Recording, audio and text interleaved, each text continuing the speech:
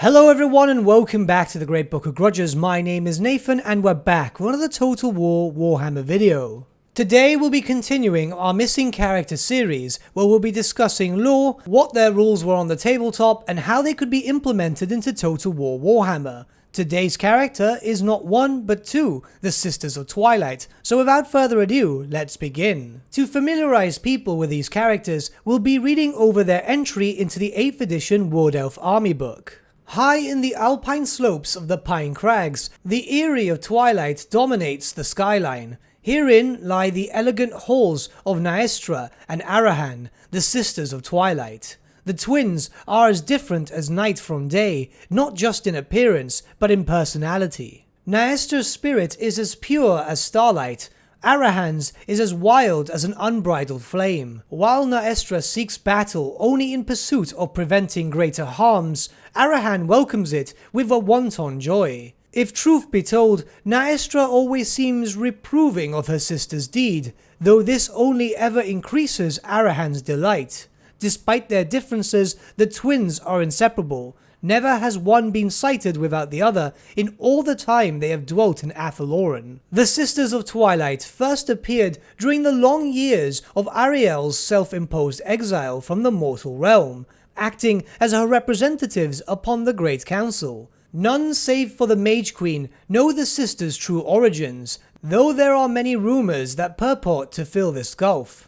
Some say that they are the splintered halves of a young elf maid who became lost in the wildwoods long ago and was remade so that she may better serve the weave. Others recount that the twins are the darkest and lightest aspects of Ariel's spirit made manifest, her passion and mercy split apart from her very soul, so that they can no longer dominate her being as they have done in the past. A few stories even claim that the sisters are as divine as Ariel and Orion, but most commonplace by far are the songs and tales that claim that the twins are simply Ariel's daughters, and thus princesses of Athaloran by right of blood and lineage. Ultimately, however, the Wood Elves debate and retell these possibilities solely out of their love of storycraft. They know that Naestra and Arahan speak with the authority of their beloved Mage Queen. No secret of the past will ever change that. Even amongst the faithfolk of Athaloran, the Sisters of Twilight are notable for an otherworldliness of spirit and manner.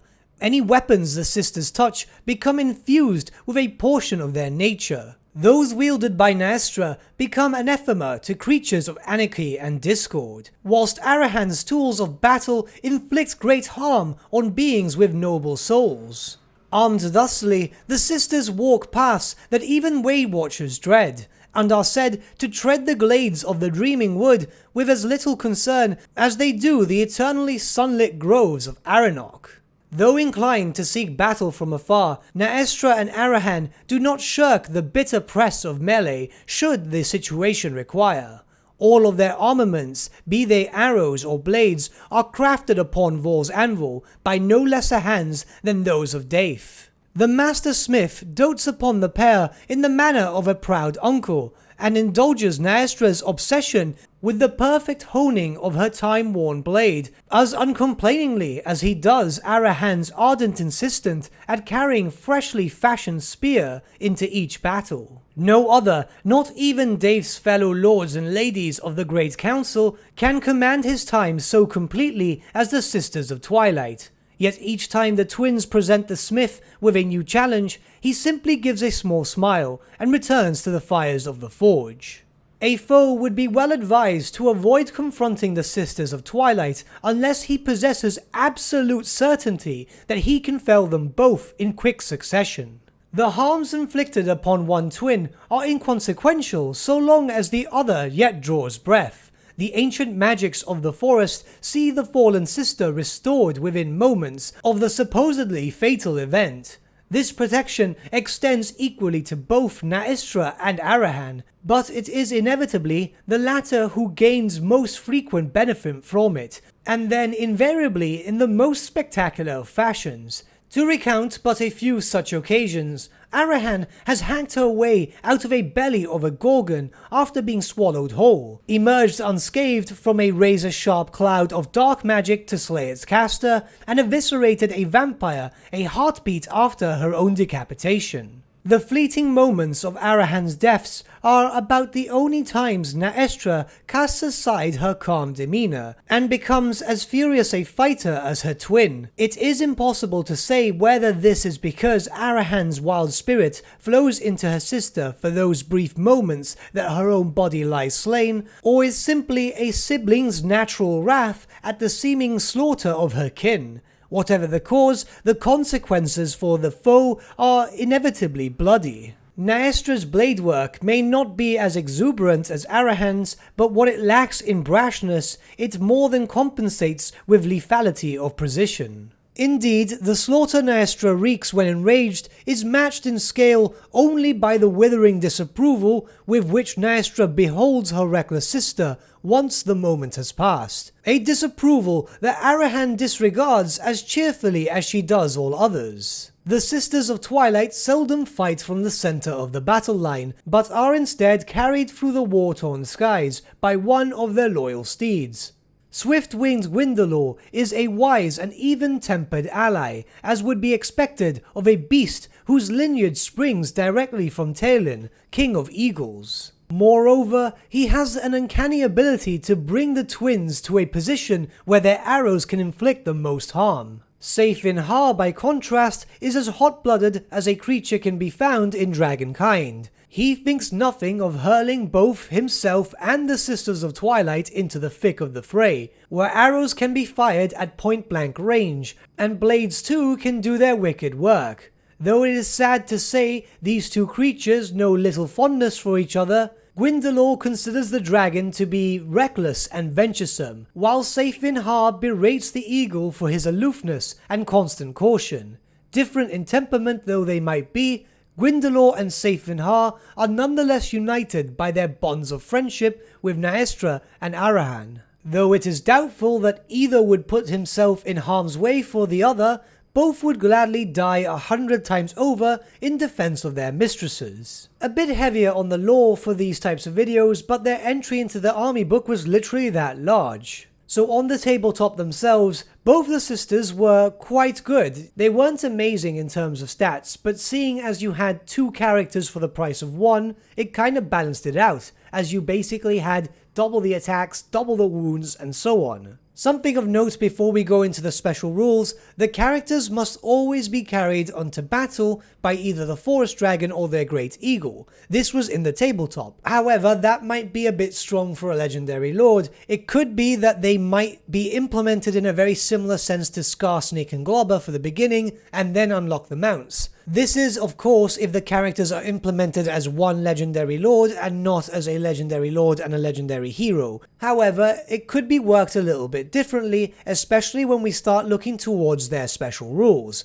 First, we have Conjoined Destiny, which goes as follows. If either sister is slain, do not remove the model from play, unless the other sister is killed in the same phase. If at least one sister has at least one wound remaining at the end of the phase, both are restored to their starting number of wounds. We can skip the rest of the details for this special rule as it's very tabletop specific. So, in regards to this, the way I see it implemented is in a very similar sense to Gotrek and Felix. One would be a legendary lord and one would be a legendary hero, but they would always be in the same army and could not be changed around. If one should die but the other doesn't, then the one that did pass could revive instantly, in a very similar sense to Morgor the Shadowgave. The big issue here is then how would they be able to mount the same mount? If they're implemented as a singular character entity, this would work. They'd be able to mount the same mount without a problem, but then how do they have two separate health bars?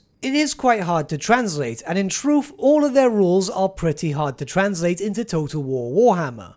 The way I see it being done might not be even realistic, where you would have the original Legendary Lord and Legendary Hero, and once you unlocked your mounts, you would then fuse them both, where you would lose access to the Legendary Hero and have them fight together, maybe with a form of 2 health bars, but that's remaining to be seen. This wasn't a situation like Kemmler and Krell or Skarsnik and Globber. The Sisters of Twilight themselves were implemented in a very unique way, which is also shown in their other special rule, Sisters of Twilight. Naestra does more damage against Forces of Destruction units, whilst Arahan does more damage against Forces of Order. Both of them also had unique weapons. Naestra had the Talon of Dawn, a bow which fired armor-piercing flaming attacks that caused multiple wounds, whilst Arahan fired a bow with armor-piercing multiple shots 2d6 poison attacks. Having a unit that did all these and more would be quite overpowered. Implementation of these characters might be very hard to achieve. In truth, yes, it does sound very complicated, but maybe while still on foot, it could work in a similar sense to Malus Darkblade and his Slaaneshi friend, but of course changed around a little bit. Here, you would start with one sister of your choosing, and when she gets slain on the battlefield, the other one would spawn in her stead. Only when the both have been killed would you be able to actually consider them properly wounded. Honestly, maybe that sounds like the best alternative, but maybe you guys have better ideas. It's honestly quite hard to theory craft for two characters which are so unique. If Creative Assembly can successfully pull this off, then that's one massive feat. In terms of start location, they could literally be anywhere the Mage Queen demands them to go, so lore-wise there's no real issue there. In terms of faction mechanics, maybe the Sisters of Twilight could have their orders directly sent to them by the Mage Queen Ariel herself. A quest to take out a rising threat, but there would be a series of quests to actually get there. But what do you guys think about the Sisters of Twilight, and how would you see them implemented into the Total War Warhammer series? Let me know your thoughts in the comments below and let's start a bit of a discussion. But with that, my friends, we come to the end of our video. Thank you so much for watching. If you did enjoy the video, might I suggest giving the video a like, or even subscribing to the channel, as it really does help us out. In the description section below are various different social media links such as Facebook, Instagram and Discord, where you can get in contact with a great book team. Also in the description section is an affiliate link with Element Games, where you could buy loads of hobby-based products, not just Warhammer, for 10 to 25% off. Using our special link and also our special code, both of which can be found in our description, supports the channel at no extra cost to you, which we think is rather cool. A big thank you to our patrons. Your support means the world to us. It's amazing that people want to help a small channel like us grow and get to a higher level of content. A special thank you to Gibraltar LUSC, Ryan Bertsche, Andrew Pence and Okro for subscribing to us at our Fane level. You guys are super cool. And a big thank you to Edward Hewell and VSVasan for subscribing to us at our Fane level. Honestly, I can't thank you guys enough for the support. It really means a lot to me, especially since all the money earned from Patreon goes directly back onto the channel. New webcam, equipment, microphones, and so on. And a big thank you to all of you liking, sharing, commenting on these videos. Honestly, I'm really enjoying creating this content and chatting to all of you guys about speculation, new content, and so on. It's absolutely awesome. It's been nice to make a few friends along the way. But with that, my friends, thank you so much for watching once again, and I shall see you all again very, very soon. Have a good day.